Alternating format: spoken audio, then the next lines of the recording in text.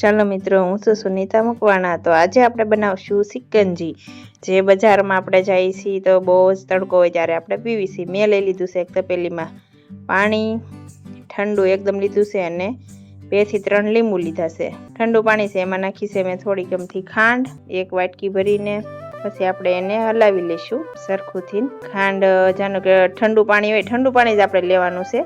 તો ખાંડ પછી મેં લઈ લીધું છે જીરું પાવડર, જે મેં જીરું શેક્યું છે અને એનો પાવડર બનાવ્યો છે।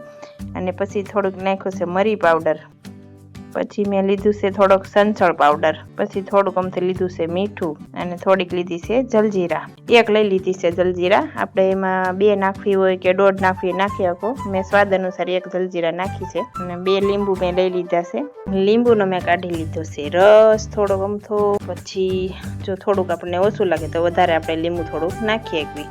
સેજ અમથું મેં શાખ્યું તો મને લાગ્યું થોડુંક બહુ વધારે થોડુંક ગળા જેવું નથી અને બહુ ખાટું નથી થયું, એટલે મેં શાખ્યું તો પછી મેં થોડુંક નાખી લીધું। પછી મેં એમાં નાખી લીધો બરફ, થોડોક એવો બરફ નાખવાનો છે। આપણે ઠંડુ પાણી હતું તો એ છતાંય આપણે એમાં બરફ નાખવાનો છે થોડોક એવો, કેમ કે વધારે ઠંડુ થઈ જાય અસલનું। અને પછી એમાં આપણે ફેરવી લેવાનું છે બ્લેન્ડર, કેમ કે છે ને ખાંડ આપણે ઠંડુ પાણી હોય ને તો ખાંડ તરત ઓગળે ને, એટલે એમાં બ્લેન્ડર ફેરવીને તો તરત જ ઓગળી જાય અસલની, અને બરફ પણ ભાંગી જાય એટલે એકદમ ઠંડુ થઈ જાય। જો તો કોઈ મહેમાન આવ્યું હોય તો આપણે તાત્કાલિક બનાવીને દેવું હોય ને તો એમાં આપણે બરફ નાખી દેવી અને પછી બ્લેન્ડર ફેરવી લેવી, એટલે તરત જ તેને તરત બની જાય આપણે।